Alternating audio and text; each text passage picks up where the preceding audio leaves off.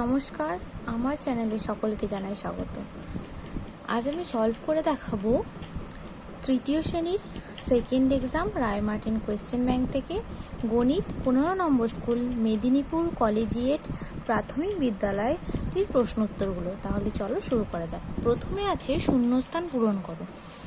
প্রথমে দেখো একটা তীর চিহ্ন দিয়ে আছে ওপর দিকে, তারপরেও একটা তীর চিহ্ন দিয়ে আছে নিচের দিকে, তারপরে দুটো তীর চিহ্ন দিয়ে আছে ওপর দিকে। তাহলে এখানে জিজ্ঞাসা চিহ্ন দিয়ে আছে, এটা কি হয়ে যাবে? দুটো তীর চিহ্ন হয়ে যাবে নিচের দিকে। 2 টাকা 5 পয়সা সমান 205 পয়সা। আমরা জানি যে 1 টাকা সমান 100 পয়সা, তাহলে 2 টাকা সমান 200 পয়সা, তাহলে 200 যোগ 5 সমান 205 পয়সা।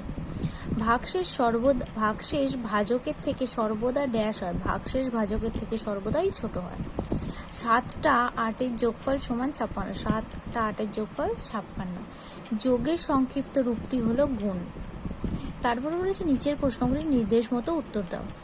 264 সংখ্যাটি 3 দ্বারা বিভাজ্য কিনা যুক্তি দাও।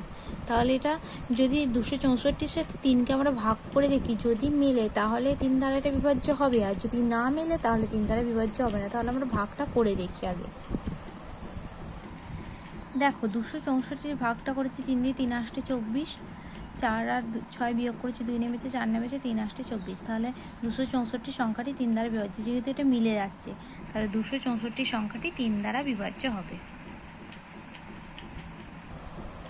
তারপরে বলেছে 705টি পেয়ারা 7টি বস্তায় সমান সংখ্যায় রাখলে প্রত্যেক বস্তায় কতগুলি পেয়ারা রাখা হলো বা বস্তার বাইরে কতগুলি রইল। আমরা এই অঙ্কটা করে দেখি। দেখো 750টি পেয়ারা 7টি বস্তায় সমান সংখ্যায় রাখলে বলেছে, তাহলে প্রত্যেক বস্তায় পেয়ারা থাকবে কত? 705 ভাগ 7। তাহলে 705-এর সাথে 7টাকে ভাগ করেছি, 7-এর 7, 0টা নামিয়েছি, 7 0 0, 5টা নামিয়েছি। যেহেতু 5টা 7 থেকে ছোটো, তাহলে 7-এর নামটা এটা যাবে না, তাহলে 7 0 0, তাহলে 5টা ভাগশেষ থেকে যায়। তাহলে প্রত্যেক বস্তায় 100টি পেয়ারা রাখা হলো, আর বস্তার বাইরে কটা থাকবে? 5টা। দেখো তারপরে বলেছে জোড় সংখ্যা কাকে বলে, উদাহরণ দাও। যে সংখ্যাগুলিকে 2 দিয়ে ভাগ করা যায় সেই সংখ্যাগুলিকে জোড় সংখ্যা বলে। মানে যে সংখ্যাগুলিকে 2 দিয়ে ভাগ করলে মিলে যায় সেই সংখ্যাগুলিকেই জোড় সংখ্যা বলে। যেমন 2 4 6 8 10 12 14 16 18 20, সব যেই সংখ্যাগুলি যে 2 দিয়ে ভাগ করলে মিলে যাবে সেগুলোই হচ্ছে জোড় সংখ্যা। দেখো আমি কিছু লিখেছি, কিছু সংখ্যা লিখেছি, আরও অনেক সংখ্যা হবে যেগুলোই 2 দিয়ে ভাগ করলে মিলে যাবে, সেগুলোই হয়ে যাবে জোড় সংখ্যা। তারপরে বলেছে কোনো ভাগ অঙ্কে ভাজক 20, ভাগফল 2 এবং ভাগশেষ 4 হলে ভাজ্য কত? তাহলে ভাজ্যর এই সূত্রটা ফেলে দেব। ভাজ্য সমান ভাজক গুণিতক ভাগফল যোগ ভাগশেষ, এই সূত্রটা ধরে অঙ্কটা আমরা করব। দেখো ভাজক বলেছিল 20, ভাগফল 2 আর ভাগশেষ 4। তাহলে ভাজ্য সমান ভাজক গুণিতক ভাগফল যোগ ভাগশেষ। তাহলে ভাজক কত বলেছিল? 20, তাহলে 20 গুণ ভাগফল কত বলেছিল? 2, তাহলে 20 গুণ 2, আর ভাগশেষ কত বলেছিল? 4, তাহলে ভাগশেষ 4 লিখে দিলাম। তাহলে 20-র সাথে 2 গুণ করলে হবে 40, যোগ 4 সমান 44, তাহলে ভাজ্য হয়ে যাবে 44। তারপর বলেছে ভাগ করো 809 ভাগ 9, ভাগফল ও ভাগশেষ লেখো। ভাগটা তাহলে করে দেখি। দেখো ভাগটা করেছি, 809 আর 9, 8 8 9 72, 2 আর 10, এখানে 8 হয়ে গেল, 9টা নামলো, 9 9 81, 1 থেকে 9 বিয়োগ করে 8 হলো। তাহলে ভাগফল হয়ে গেল 89 আর ভাগশেষ হয়ে গেল 8।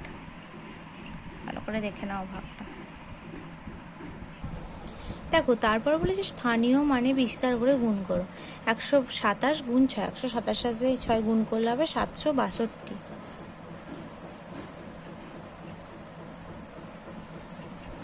তারপরে বলেছে তোমার বাবা 500 টাকা নিয়ে বাজারে গেলেন।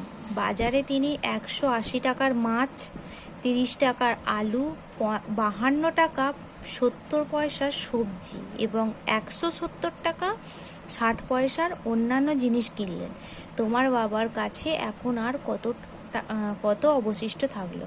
তাহলে মাছ, আলু, সবজি আর অন্যান্য জিনিস, এই 4টাকে যোগ করব। যোগ করে যেটা বেরোবে সেটার সাথেই 500 টাকাটা বিয়োগ করব। তাহলে চলো অঙ্কটা করে দেখি।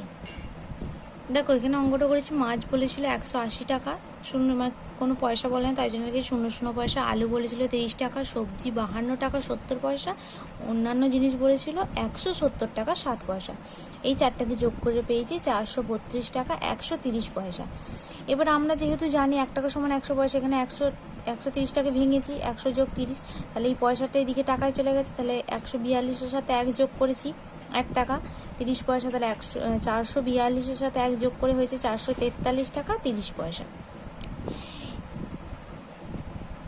তারপরে কি বলেছিল যে বাবা বাজারে ক টাকা নিয়ে গেলেন, 500 টাকা নিয়ে গেছিলেন, আর মোট কত খরচ হলো 433 টাকা 30 পয়সা। তাহলে এবার এই দুটোকে বিয়োগ করে পেয়েছি 66 টাকা 70 পয়সা।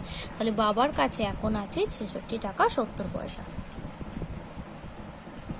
যদি তোমাদের ভিডিওটি ভালো লেগে থাকে তাহলে অবশ্যই লাইক, কমেন্ট, সাবস্ক্রাইব এবং শেয়ার করতে ভুলবে না। ধন্যবাদ।